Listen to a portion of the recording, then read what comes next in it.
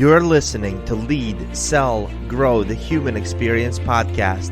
I am your host, Eric Konovalov, and I believe that we can achieve everything we want if we take our leadership, sales ability, and personal growth to a higher level.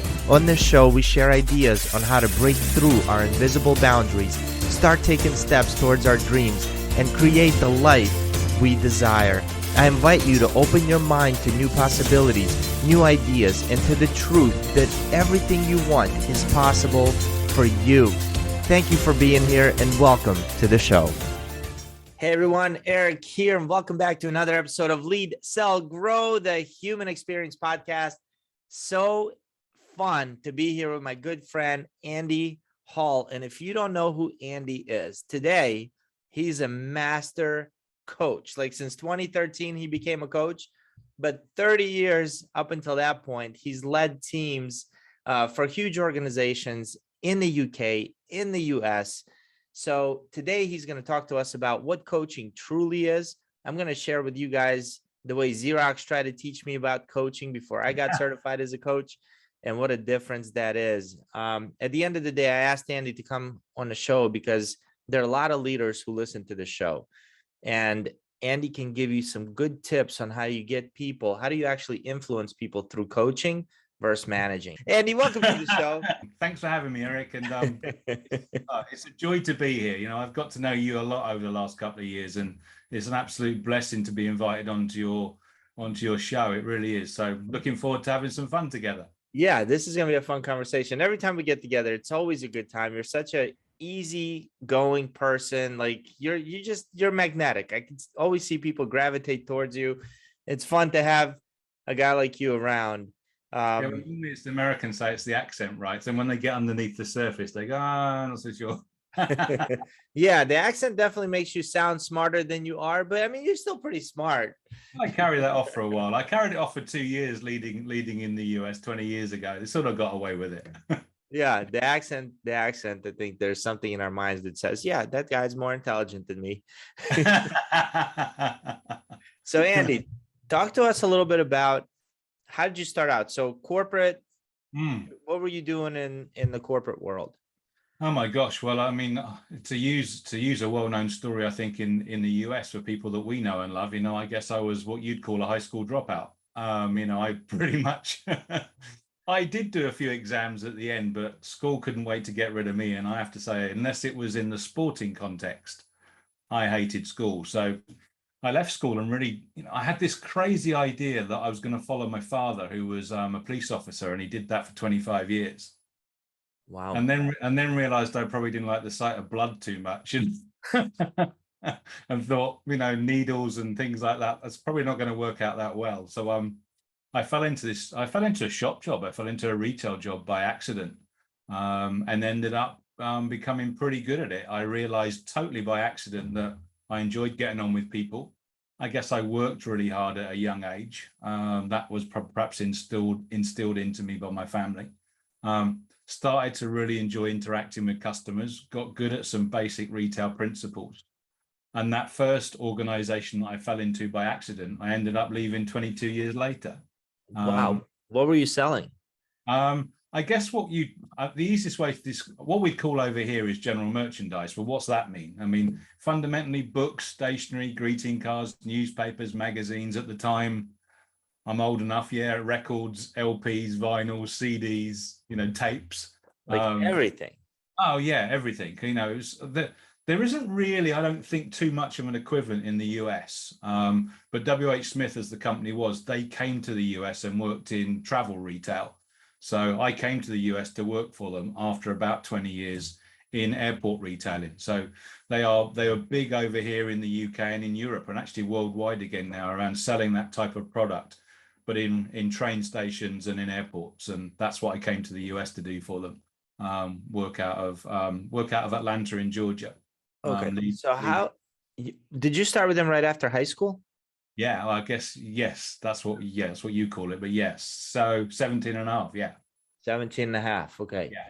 And how does a kid, 17 and a half, who starts in just a retail store, end up coming overseas with that company years later?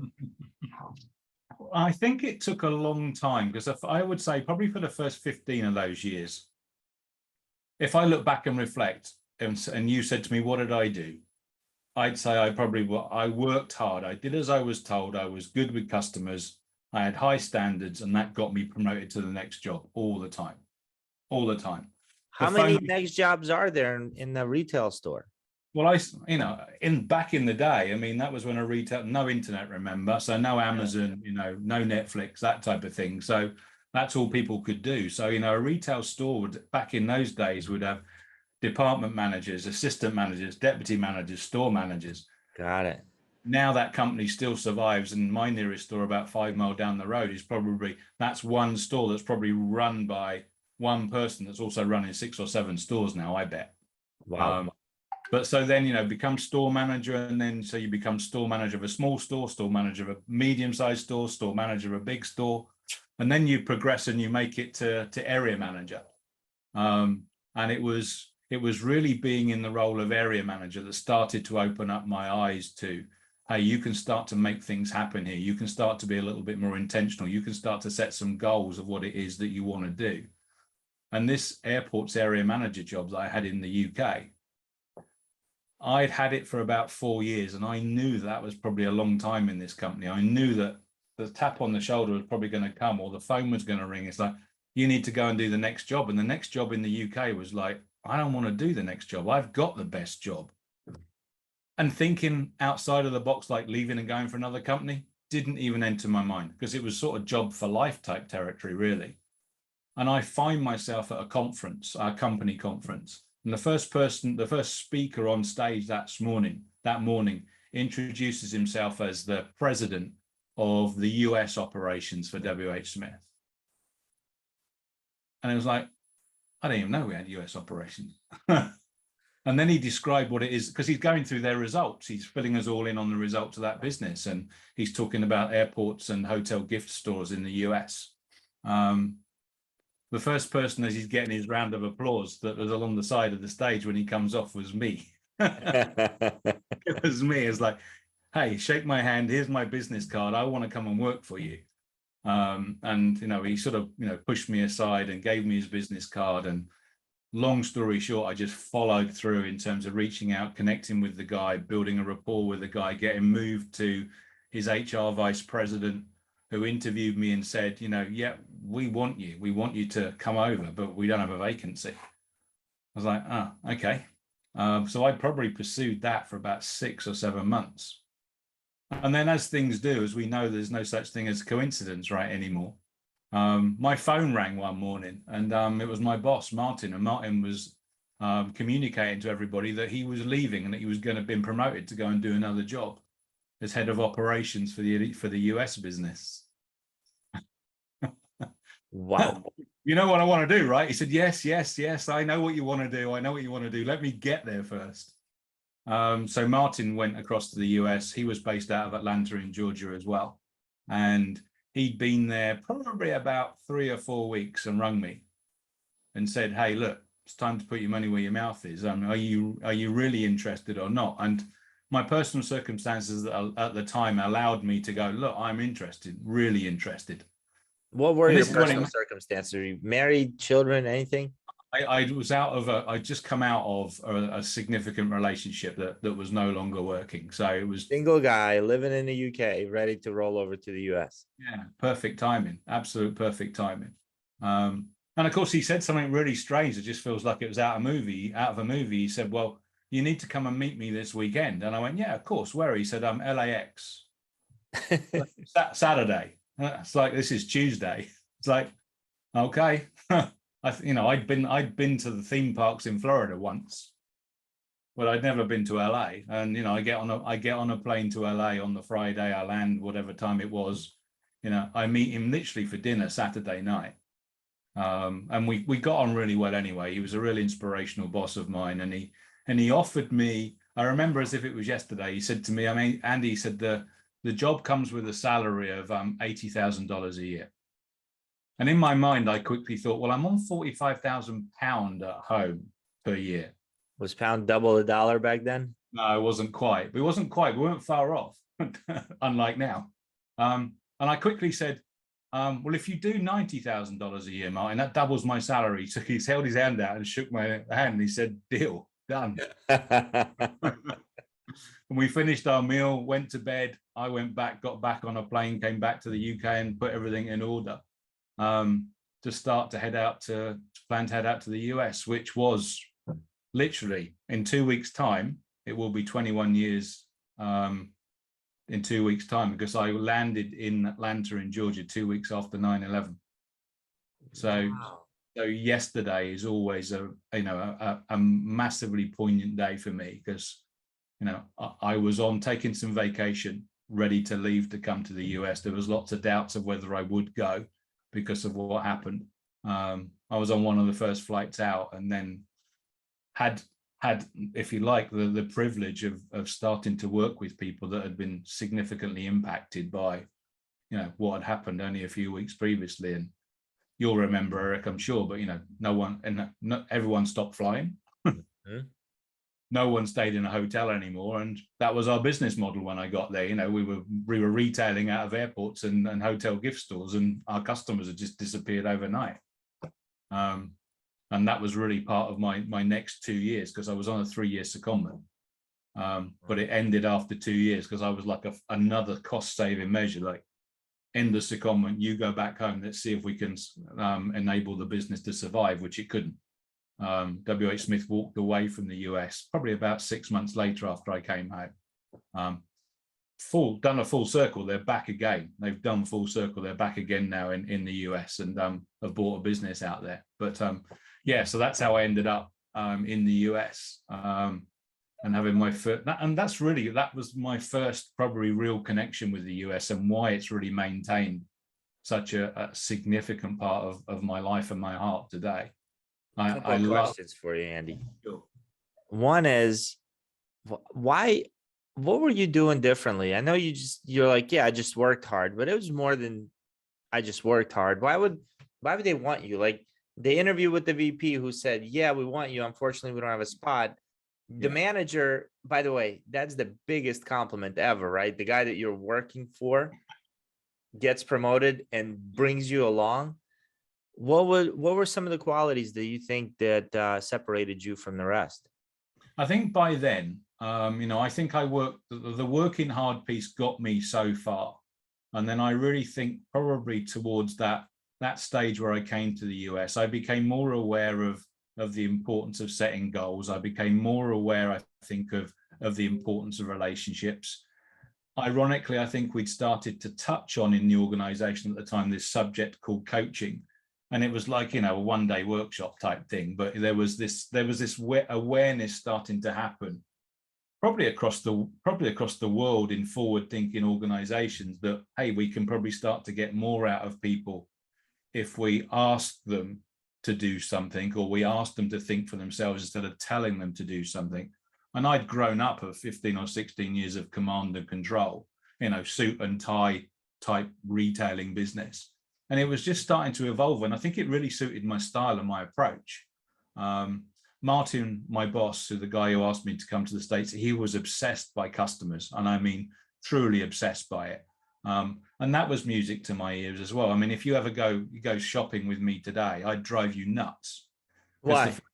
Well, I'm standing outside the front of a store, eyeing up is it clean? Is it tidy? There's a bulb missing from the sign, and the mannequin in the window, it's got a t-shirt that's, a bit ripped, and I'm walking in the store looking at the detail of the presentation and then why is there no one approaching customers in here? And why aren't the customers, being asked the right questions? And it's like, look, get out. Yeah. We've come out to buy something, not to come out for a store visit with you. All right. So back then, the coaching that was introduced, was it the GROW model? Yeah, it was. Yeah, absolutely. Where did that come from? Do you know? So John Whitmore, he was the guy that really was the founder of the GROW model. He was the person, the performance coaching. He wrote a book in the 80s called Performance Coaching. And as I think you've heard me explain, many, many times on calls we've been on previously, I don't care what model that you coach around.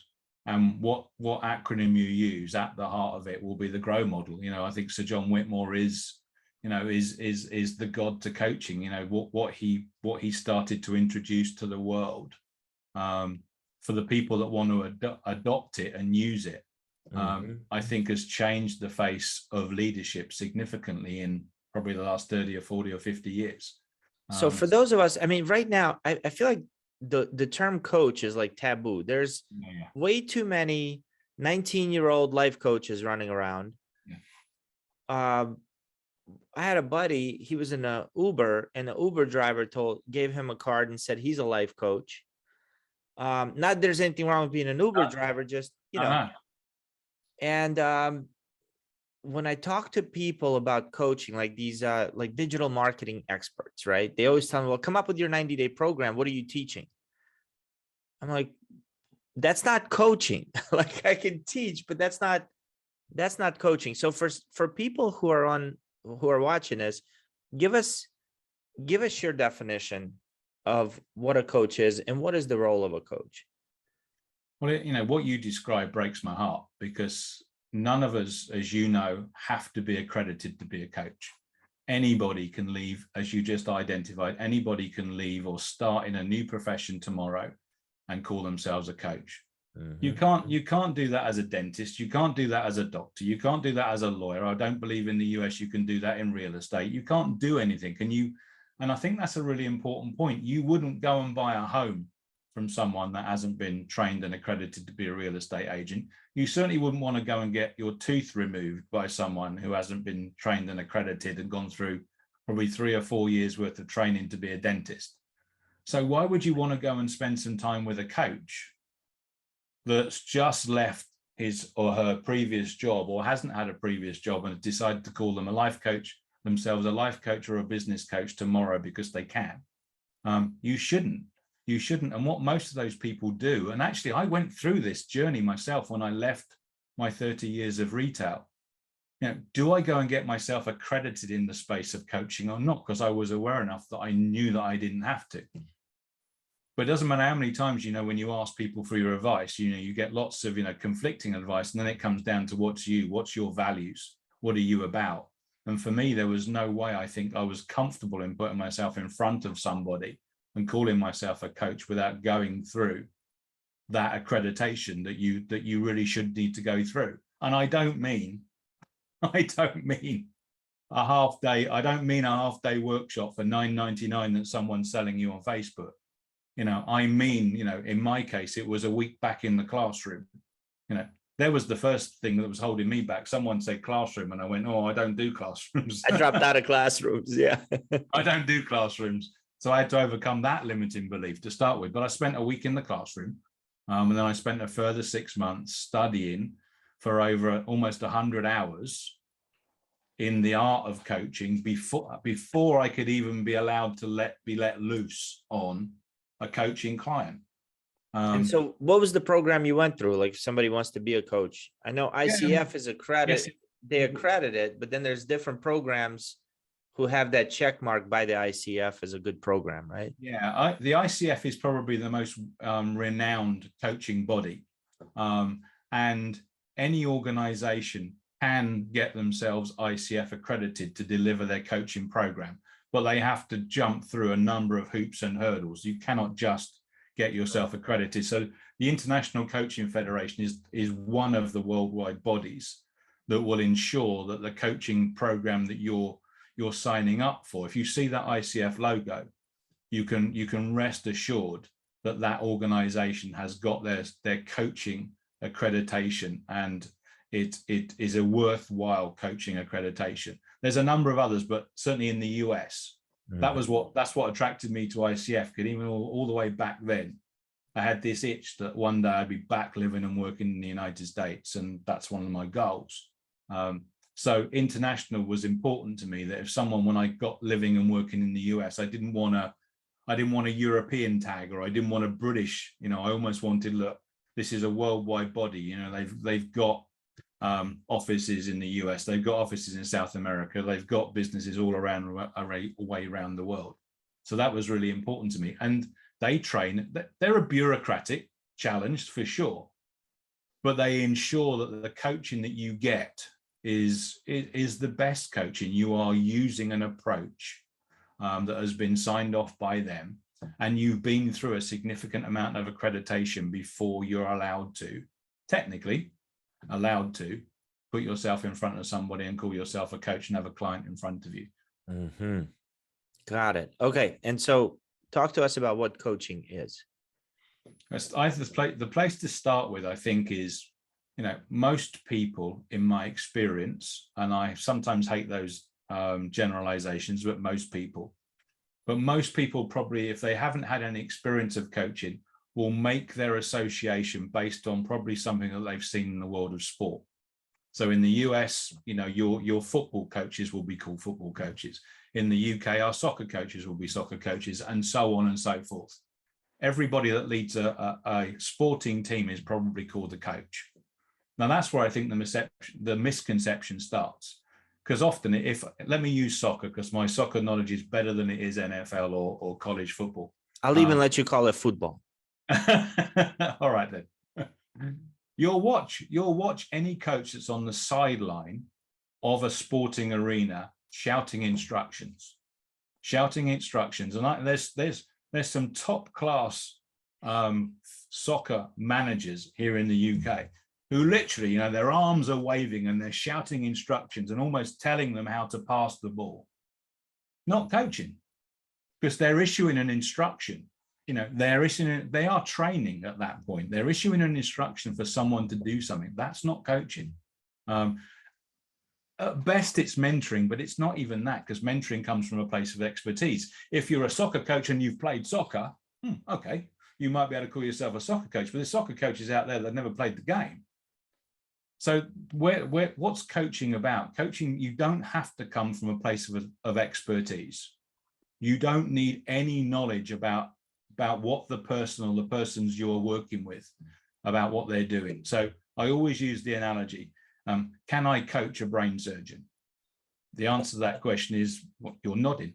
You and I can coach a brain surgeon, Eric. Why? Because we'll ask questions of that brain surgeon. We'll ask questions about, not that you heard my introduction about 15 minutes ago, not that I could stand alongside a brain surgeon, you understand, with the sight of blood and things like that. But actually, if you stay with the analogy, I could stand alongside a brain surgeon and ask him or her why she or he did what he just did. And what was the reason he did that? And is there a different way of doing it? And what happens when you ask those questions? The person who you've asked the question to literally almost has to go inside themselves, and they have to use this simple word is they have to think. They have to think about what they've just been asked. Now, if I tell you to do something, Eric, as you know, or I tell someone what to do, is there any thinking involved in that for you if I'm issuing you an instruction? For me, it's a lot of defense, right, and no thinking, right? Sometimes I would question that. Like, yeah, I don't have to do it that way. That's not how I've done it. Right. But in the main, you don't have to think too hard about, hey, Eric, I've got a problem. Eric, can you give me the answer to this problem? Because, I work for you, Eric, so I'm stuck. I don't know what to do. And Eric, you tell me what to do. I go, thank you very much. And off I go and do it. What's going to happen probably the next time I'm stuck or I don't know what to do and I'm working for Eric? You're going to come to me for another direction. Eric knows the answer. I don't have to think about this. So if I come to you, Eric, and say, Eric, I learned that. I know you told me that last job and I learned how to do that, but this is a new job. I don't know how to do that. Can you tell me how to do that? And you say, yeah, Andy, this is how you go and do that. I say, thank you very much. I didn't have to think, and off I go and do it. Now, if you lead in that way and you've got a big team of people, again, I'm teaching to the converted here because I know you know this.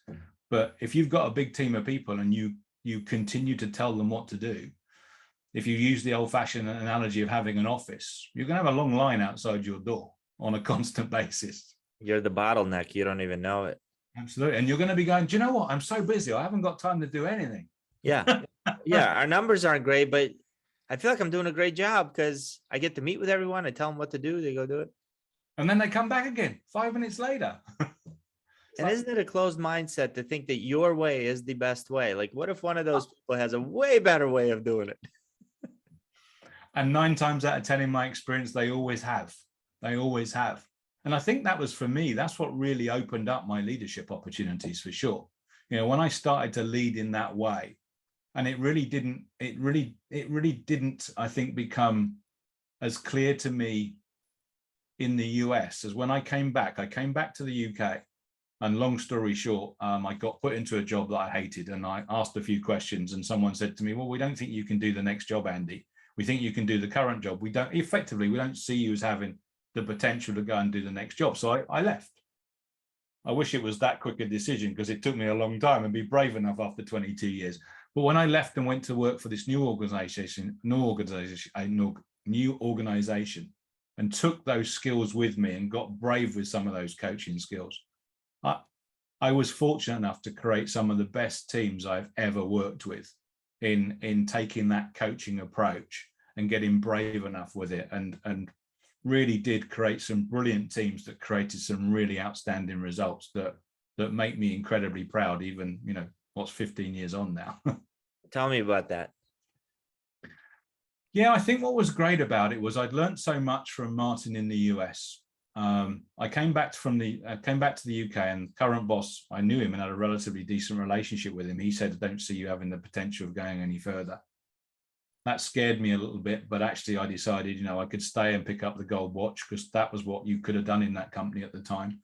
Meaning retire? Yeah, I could. I've got two quite close friends of both retired. One was the HR director of that company, and one was turned into be the operations director of that company. And they both made significant amounts of money, but they stayed with that one company and that one organization for 40 years. Wow. That brings me out in a cold sweat, and it did at the time when I knew that was probably an option. So I'd done 21, 22 years then, and the thought of staying at the same level and working at the same level at the age of 40 or whatever I was for another, just didn't even bear thinking about. And I got recruited and hired quite quickly by a new organization, which was a confidence builder in itself. Oh yeah. I got taken on by again another outstanding leader who took a punt on me for sure. But he took a punt on me, and actually I was just, I was blessed, I was fortunate. I was in a part of a bigger group. There was 3 different retail organizations inside this big group. And the retail part that I went to was the baby of the group, and it was the most successful of the group. The reason why you got there or after? No, as I arrived, they were looking for someone for succession, and we were selling computers, PCs, and it was, when was this? 2004, 2005, and everyone was buying a computer. Still in retail? Yeah, everyone was buying laptops. So, and you were paying, $1,500, $2,000 for a laptop. And business was like that. And because business was like that, the organization went, we're not getting in the way. You go and do what you want. We can see you're being really successful. And that allowed me to play, because my boss gave me the opportunity with a new region to go and play, because sales weren't difficult to come by. But retaining quality people was. And that's really what I set out to do. I set out to, create at that time, at that level, create a region of about 15 or 20 store managers that were so engaged and so excited and so focused on people and so focused on customers that, we even in a company where we were on double-digit growth, it didn't matter which region you were on. Our region was probably outperforming that by, in some cases, 10 or 12 points. Wow. So was it the way you hired? Like, where did you put the emphasis? So you're losing people. You got to get good people in place. Were you looking for certain traits to hire for, or certain traits that you knew you could develop? Yeah, the latter for sure. That was always really important to me. I think I would hire for attitude, and then, if there was a skill shortage, I would work hard at helping them with the skill shortage for sure. What were some of the questions you would ask during your interview process, if you remember, to kind of, maybe there's like a favorite question where you're like, yeah, this person's going to make it or not make it? I think I probably still carry this type of question, in my coaching armory today. I'm always fascinated by, probably because this is very much about me, imparting me on someone else. but I'm always fascinated by what's someone's personal goals or objectives. What do they want to do with their life? Where are they trying to get to, and where are they on that journey? And I always think you can start to understand quite a lot about someone in terms of how well she or he starts to articulate that, or the opposite in terms of, oh, I haven't really thought about it. And if they hadn't really thought about it, I think that probably always told me that, you know, they probably weren't thinking any further than perhaps in front of their nose. But I was always intrigued as well. You know, tell me your thoughts and thinking around how you lead people, because that was really, really important to me. I really want to understand, you know, even going back all that way, you know, what's your philosophy of leading people? Tell me some stories around that. And actually, when they start to tell me some stories around that, I'd probably look to ask for some evidence around that.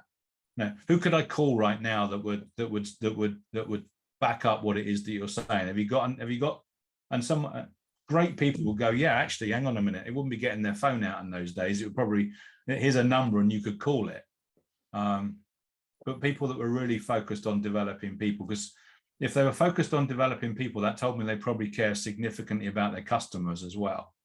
And that was also something for me back in the day. And I think still is huge today, that when you want to go out and make a significant investment, and an electronic product normally is relatively significant. I know it's not buying a home, and I know it's not buying a car, but probably buying a TV or a computer or a laptop, still you're spending, you know, maybe $1,000. You know, you want to make sure, I think, that you're buying that product for someone that really cares about you.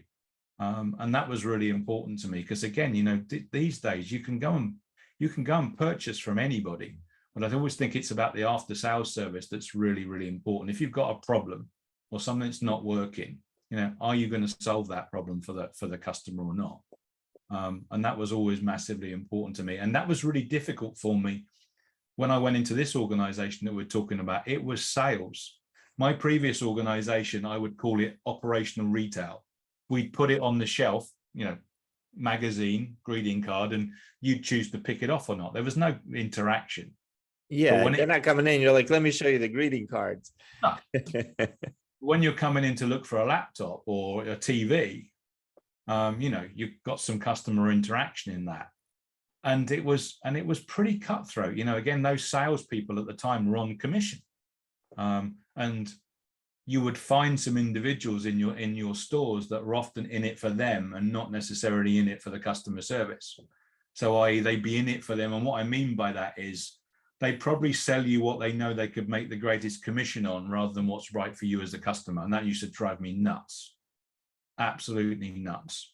And actually, after a while, we went to team commission from individual commission in the organization I was working for. And that for me, again, was a game changer, because then it's about everybody on the sales team for the benefit of the whole store. And that's when you really started to switch Andy on, because there was that collaboration amongst the individuals to see how well they could collectively beat targets and collectively do what was right for the customer rather than what was right for the individual. Then you started to get what I felt was real customer service. Then you'd come in and you get the TV that was right for you, not the TV that was right that had the most commission points on it. I digress quite a bit. I don't know how I ended up doing that. It's all right. I'm just wondering why, if that's not what the company wanted, why put commission points on?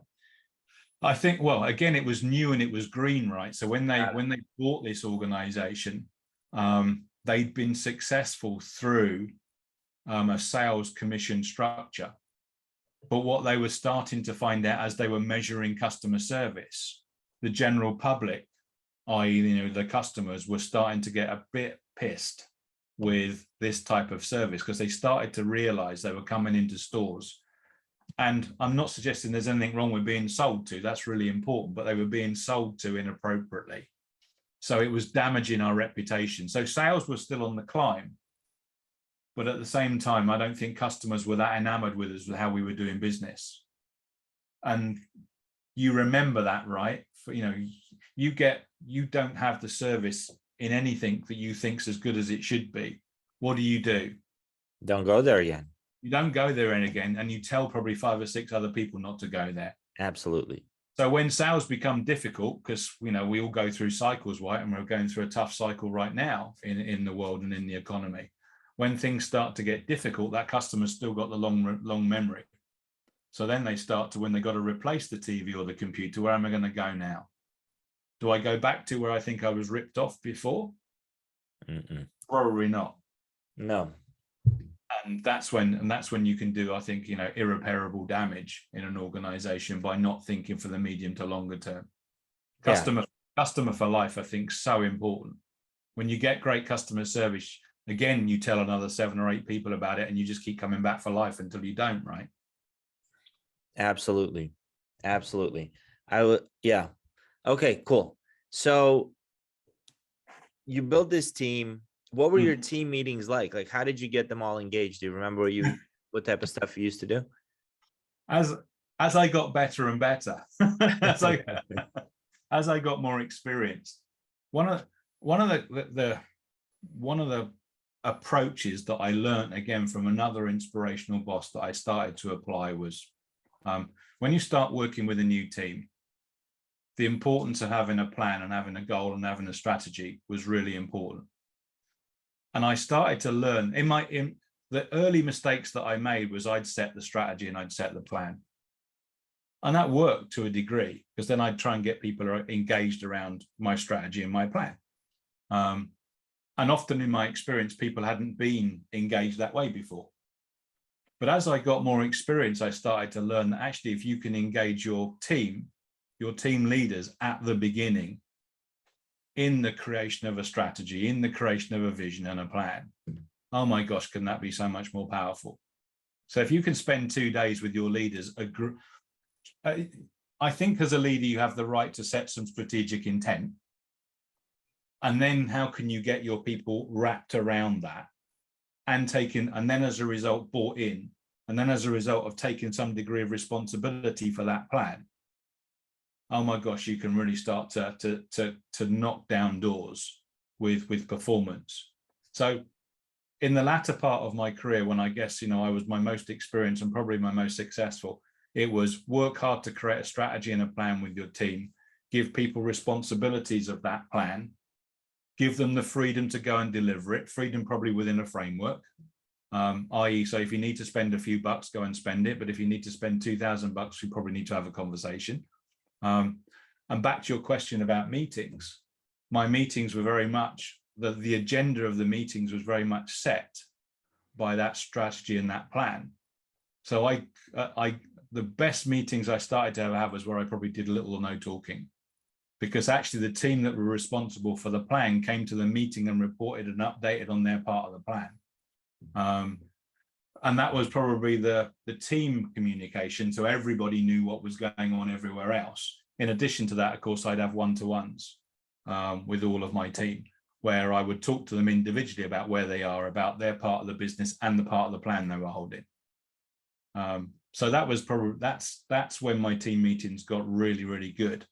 And they'd set the agenda. Again, back when you start, I think, in roles of leadership, sometimes I think you go, I've got to do all of this. Yes. You got to prove yourself. If you're not the one with the ideas, if you're not the one leading the charge and telling people what to do, why do they need you, right? Isn't that the mindset? I'm so guilty of that. It's not even funny. I've been there. I just learned very quickly that I was by far the unsmartest in the room. There was lots of bigger brains and more creative brains around the room than there was me. Much more smarter people. And if you can light them up and let them go, and let them deliver, they'll always surprise you in the positive, in my experience. Yeah, everybody's a genius. I'm guessing you've never told somebody that you don't think they have the potential to move up to the next level. No, I don't have. That doesn't mean to say I haven't had to have difficult conversations about performance. Sure. And that by far, again, I don't know whether anybody that's listening to this that's in a leadership role would agree with me. But that by far for me was always the most difficult thing for me to do. Having a conversation about poor performance, knowing that it was starting to head towards, a potential exit, that was the crummy side of leadership, but had to be done. And I I probably always took, if there was there's probably many weaknesses in my leadership approach, but if there was one, I probably would take longer to have a difficult conversation with someone than perhaps I should, or someone that had a different personality or style or approach would. I'd probably give someone more opportunities to succeed than perhaps somebody of a similar ilk would. When you're coaching executives now, and I know you don't tell them what to do, but if there's a chance where you advise them, right? They're just stuck and they're like, Andy, just give me advice here. Yeah. Would you advise them to take more time, or would you tell them, you know what you need to do? I probably want to know the backstory a little bit more. Where are you on a disc, by the way? Are you a C? No, I'm an ID. ID. Yeah. And you'd want a backstory. Yeah, I would have wanted. I probably want the backstory to answer that question a little bit more. Fair enough. I guess I probably want to understand the history a little bit more. But if I was understanding that the history was, coach, challenge, support, and we're still seeing no change in performance. If you're not seeing any change in performance, and as a leader, you think you've done all it is that you can do to help improve capability, you've given them the support, you've given them training, you've given them, mentorship, if you like, of a colleague, and that person's still not doing what needs to be done, then that's how I think the answer for sure. I think it's different if it's team fit. Sorry? What if they're a good employee but not a good team fit? Then, interesting enough, then I think there may be a question, depending on their role, as is there an opportunity for them to do a lesser significant role in the organization? So is there still a role for them to play? I think that's an absolutely great question to ask, because sometimes people have just found themselves in a difficult place for whatever reason. We know that, life shows up, right? And sometimes in the performance, a great leader will probably get underneath the skin of maybe what's going on. Is there anything going on outside of the business? But if not, if you can't get underneath the skin of that, then maybe there is an opportunity for someone just to step back down to a lower role, and see whether they fit perfectly at that level. What are you smiling at? Because just listening to you, why I'm smiling? I'm telling you right now, you're such a coach. Like, you just love people. Like, even here, me, I'm like, hire slow, fire quick. Right. That's it. Take your time when you're hiring, bringing people on, do all your due diligence, hire slowly. But the second, you're out, right.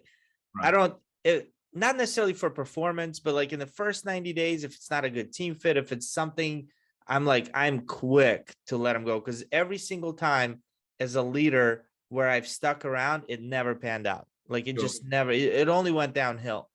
But I'm listening to you and I'm learning at the same time, because you want to give them, you want to ensure that you've done everything, provided the most. You're seeing so much more in them than I'm seeing in them. You're like, wait. I had a coffee last week with a lady that lives not that far away from me. She used to look after a store for me. She used to manage a store for me up in Glasgow in Scotland.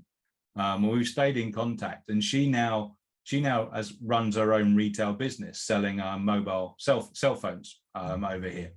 And she was telling me a story about exactly what you're talking about. She said, I've changed my store manager. And I said, oh, how did you do that? And she said, well, the previous store manager wasn't working. And I said, so what did you do? And she said, I had a conversation with him about performance, and we've demoted him to assistant manager.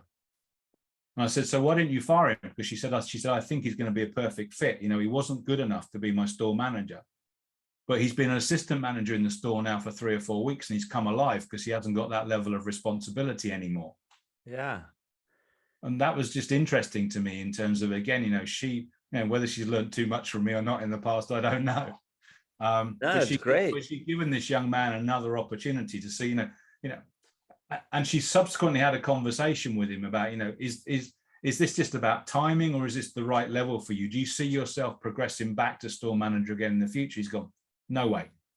Now, he might change in 4 or 5 years' time. I don't know. He's young, but he's going, look, I've tried it, I've been there, I've done it, and I can't do it, is what he's saying. But this role, I can do it, and I'm happy. I know I'm not earning what I was earning before, but I'm not going home with the stress and the pressures that I was going on. I found my place in the store, and he's performing to that. Wow. And how much more is that worth, right? And store managers, I mean, I had a general manager of an auto dealership as a client whom I coached. He hired me to help him with his leadership skills. I didn't realize how much they do. It's like I couldn't do that job because you have the service department, sales department, finance department, administration, all rolling up to you.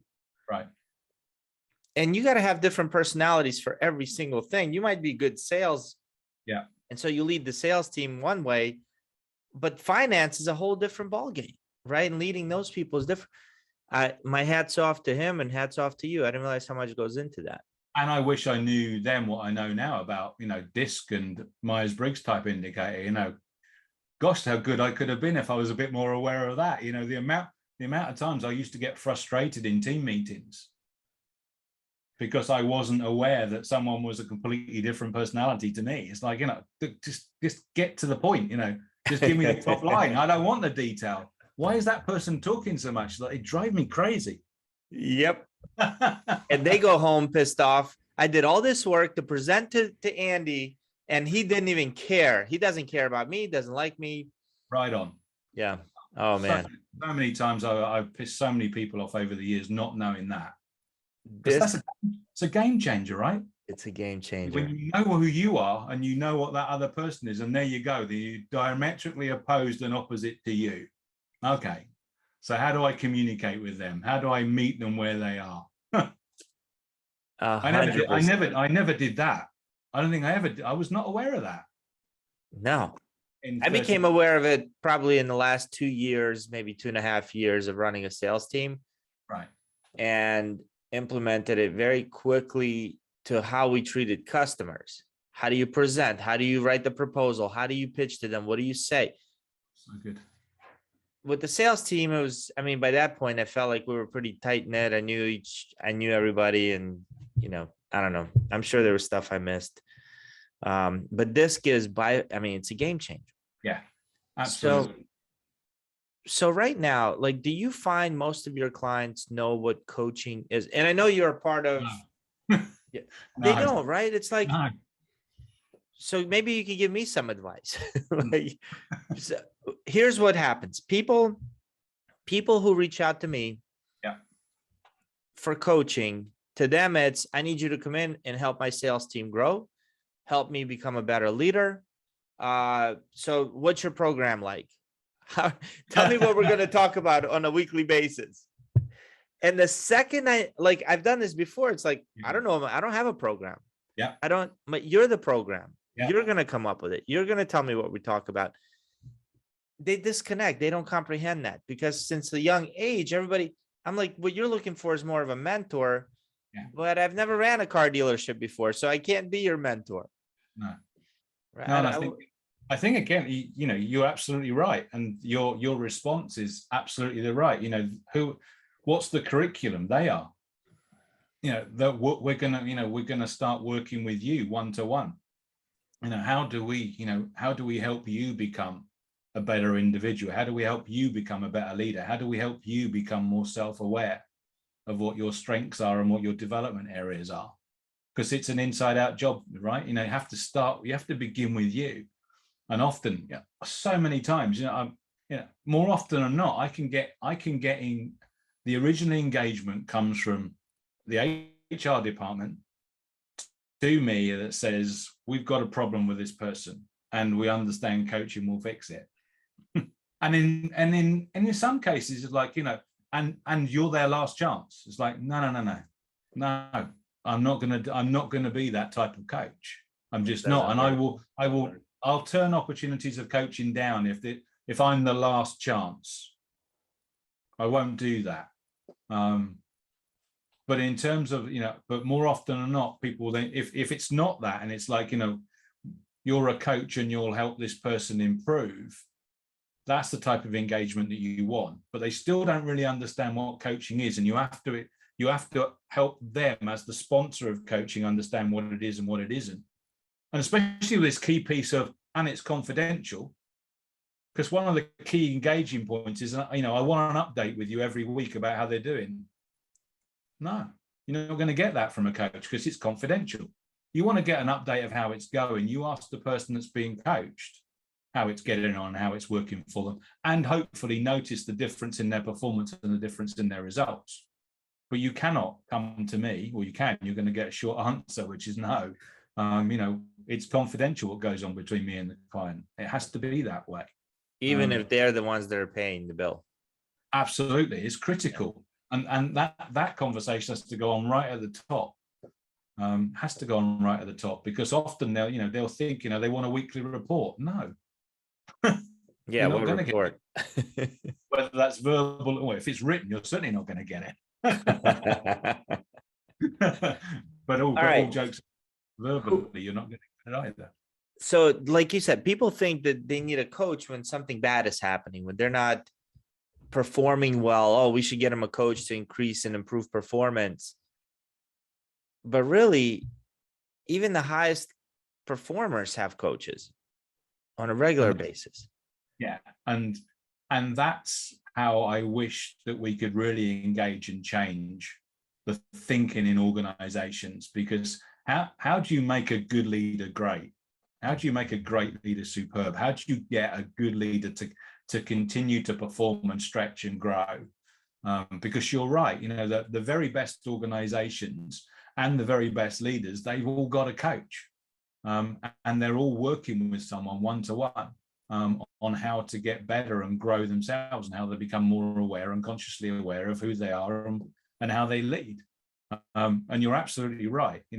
If more and more HR departments or head of HRs could start to become aware of that, especially when they're performing really well, and I think that's also a danger. It's at times like this when the media, probably both sides of the Atlantic, are talking about recession, and we're talking about taking budgets away from looking after people, which is the first thing that most organizations do. Now is exactly the right time for organizations to be supplying and working with their leaders to work with somebody else that can change and challenge their thinking. Because how many successful businesses today have grown out of being in difficult trading environments? How many great ideas come out of tough times?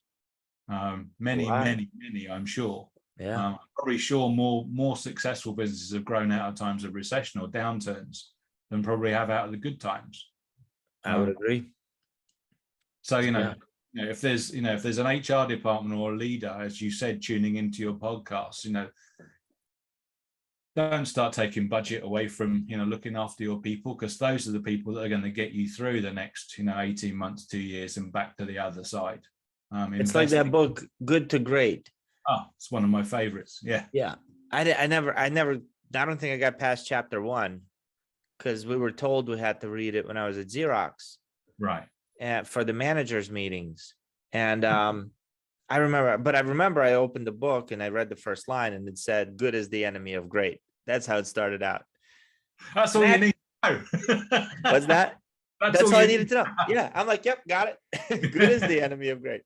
I never understood, I didn't understand what he meant by that for the longest time. Right. It took probably years. I read that, it stood out, it was different, right? Good is good, great is great. How can good be the enemy of great? Couldn't comprehend that. I had a great HR business partner, Simon, and we'd had 2 really good years in performing in that computer trading environment.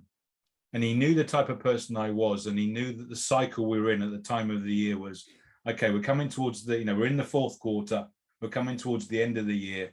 We need to start thinking about planning for quarter 1 and quarter 2. And he brought the book and he said, read that first one line. And I went, explain?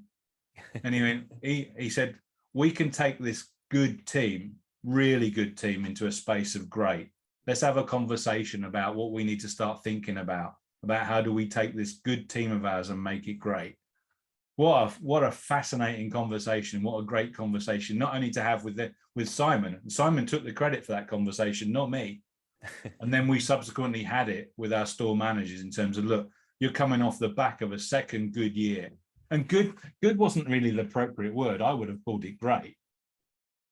But actually, whatever word you want to use, if you want to use great, how do we make it even better? How do we have a conversation about continuing to do what you do?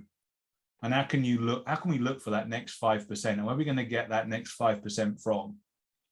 Because otherwise, we'll just go backwards, or we'll get caught up. And we were quite competitive. It's like, we're the best region. We don't want to get caught up, do we? No, you don't. No, we didn't. Man. Okay. So leaders who are listening right now, what are some tips you can give them for their one-on-ones? Because I'll tell you what was happening with me. It's a 3-hour podcast. It can be a 7-hour podcast. It's all right. Well, I got to get my kid in an hour, so we got to be done. We got to keep it under 2 hours today, Andy. Right. But I'm happy to do a part 2 and part 3 and part 4 with you. I can talk to you all day. 2 high eyes, we can. Yeah. So when I was leading the team for Xerox, and they brought in the concept of coaching, it was the GROW model. Yeah. And for those of you who don't know what the GROW model is, G stands for goal, R stands for reality, O stands for outcome, and W stands for way forward, right? Yeah. So the O's for options. Options, sorry, that's right. I got the Tagoro and GROW. Okay. I've learned a few different models since then and got the O's confused. Okay. So pretty much somebody comes in who you're coaching and you say, all right, so what's our goal? Or you state the goal. Then you tell them, all right, so this is the goal. Where are we right now? And then, all right, let's list out all the possible things you can do to get to the goal. Yeah.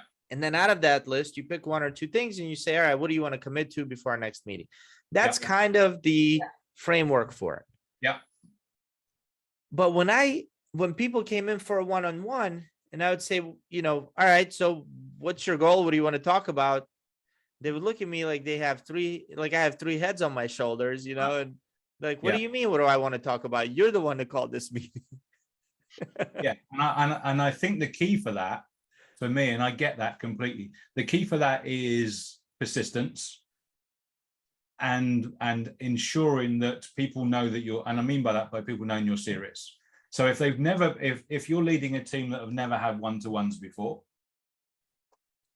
they go in your schedule, and anybody that works with me knows that everything goes in my schedule, even now. And everyone's one-to-one goes in the schedule in January for February, March, April, May, June, July, August, September. All 12 months one-to-ones go in. And they get moved only by a death, because they don't get moved. Even I always used, my biggest rows with my boss always were about, on a Thursday, I'm coming out, I want to go and visit some stores with you on Monday, Andy. No. What do you mean, no? I'm the boss. Look, James, I've got my one-to-ones with my area managers on Monday and Tuesday. Any other day you want, I'll change it, but not the one-to-ones. Are you telling me to move it, James? And he probably slammed the phone down on me and think I was rigid in my thinking again. But one-to-ones were sacrosanct, so they'd never get cancelled. So people knew that they weren't going to get cancelled. And then when they knew that they had to show up, again, I got better as I got more experience, because actually at the start of me holding one-to-ones, you're right, I'd hold the agenda. This is what I want to talk about. And then somebody gave me some advice one day and said, why are you doing all the hard work? And I went, what do you mean? And they said, well, why don't you challenge the person coming for the one-to-one? It wasn't really a coaching conversation, but why don't you challenge the person coming for the one-to-one to do the preparation for it? Holy shit, that's a good idea. Did you have a framework for a one-to-one? Oh, yeah, and it was simple. It was a one piece of paper. We call it A4 over here. I don't know what you call it over there. But a piece divided into thirds. Top third, what's going well? Middle, what's not going so well? Bottom, what are we going to do about it? And when I was doing one-to-ones regularly, where I'd struggled to start was when I flipped it and said, hey, Eric, it's your turn, like you said, but you're going to be responsible. And the first couple, they turn up and say, and I'd say exactly what you said. So what are we going to talk about today? And they'd say, what do you mean? And it's like, look, I told you before, you need to prep for it. So, okay, we'll have a conversation today based on what I think, but next time. So once the routine's established, they would start. So they hold the agenda. Now, of course, when you're leading someone really well, you've always got what it is that you probably want to speak about. You know what's performing well and what's not, and what you might want to have some conversations about, whether it's a store or an area or a region.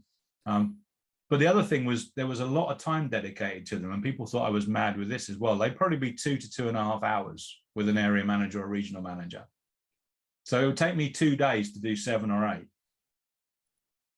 And that was the most important 2 days of my month, every single month. Because it would also be in 2 parts, because actually I would divide it.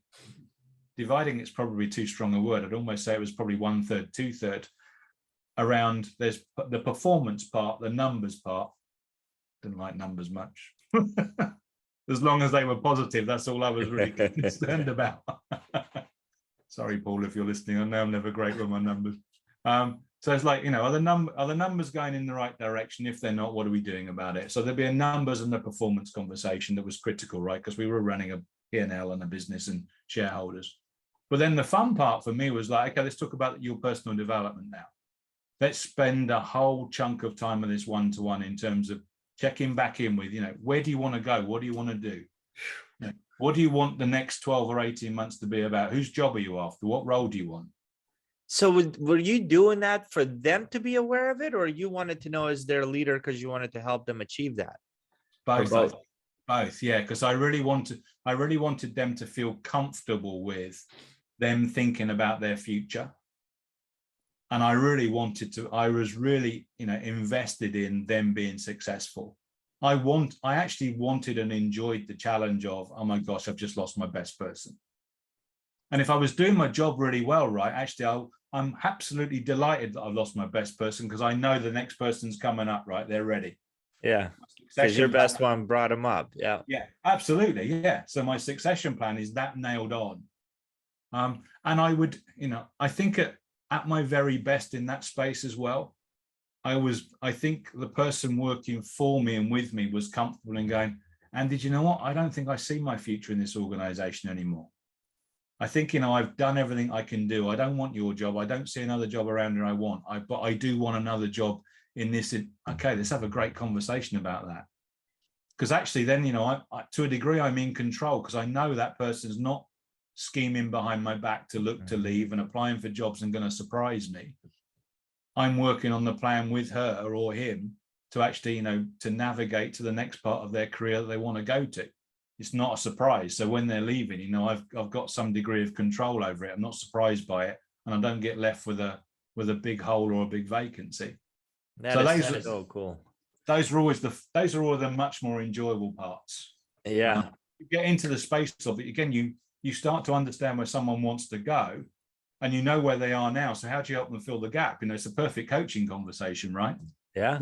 What are the things they've got to do to get where it is they want to go and do? And who do they need to spend time with? They need to spend time with me, my boss, someone in marketing, and someone in finance. Who do they need to be mentored by and spend, just great conversations. Those are awesome conversations. But it takes intentionality and effort on a leader's part. And I feel like a lot of leaders don't do that. That's great. I've learned a lot from you. I'll tell you, in my years of managing salespeople, so probably 2009 through 2018, 2019. So you got that 10-year span of leading salespeople for different organizations. I still remember my favorite one. Like, my favorite scenario was when a young girl, she got hired to be on my team, just graduated college, came to work for Xerox. She really wanted to be in medical devices. And somebody told her, if you sell copiers for a year, you could probably have an open door anywhere. And so I knew that's what she was doing. But in one of those conversations, I asked her, what does she want? Like, why does she come to work? What would just be awesome and exciting? And she said, well, I really want this Infinity. She wanted an Infinity Q35, whatever, little coupe, 2-door, cool sports car. I said, okay, well, tonight when you go home, I want you to find the one you want online, print it out.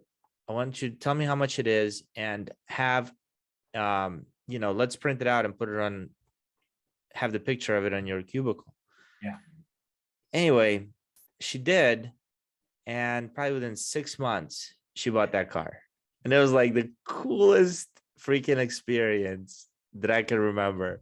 I don't know why that one stands out so much, but it just does.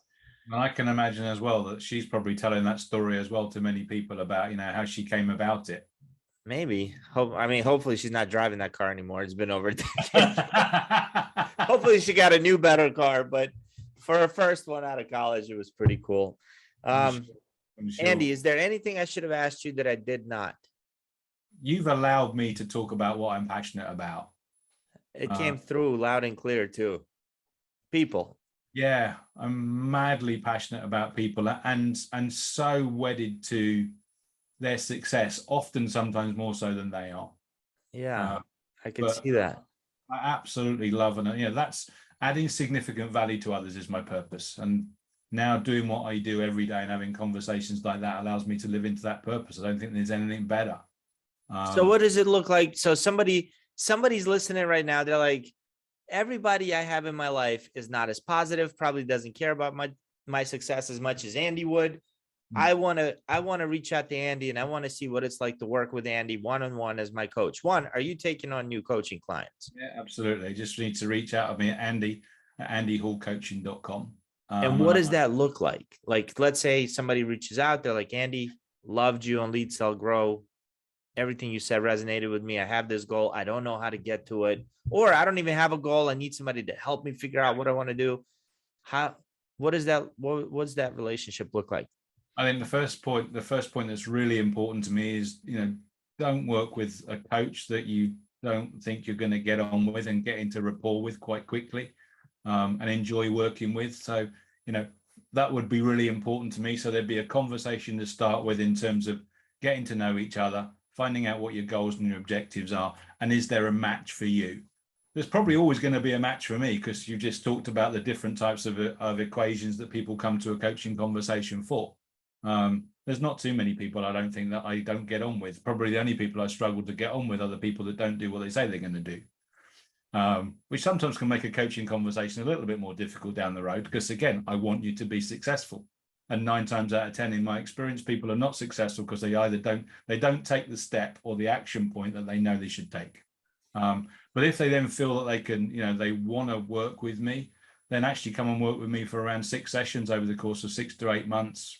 1 session once every 4 or 6 weeks, on something that they're stuck on or something that they aspire to or something that they need help and support with. And I pretty much guarantee that the process will get them significantly closer to where it is they want to go than it would be from struggling by yourself. Yeah, I'm a product of coaching, and it's a life changer. It changed my life. Yeah. So yeah, I go back to all, I only have to go back to all the 3 or 4 people that made a positive, significant impact in my life. And they all led me in that way. And they all believed in me. Every single one of them believed in me, even when I didn't believe in myself. Don't we all need somebody like that? Absolutely, we do. Yeah. Yeah, absolutely, we do. Yeah, for sure. Yeah. Andy, thanks for being here, my brother. So good to talk to you. Appreciate it. I know you've added a ton of value to people, and always good, always fun. Super appreciate you. Thank you, Eric. I really appreciate the time and the space. I look forward to seeing you really soon. Yeah, I can't wait. In the flesh, it won't be long. Thanks, my friend. Appreciate you. See you, Andy.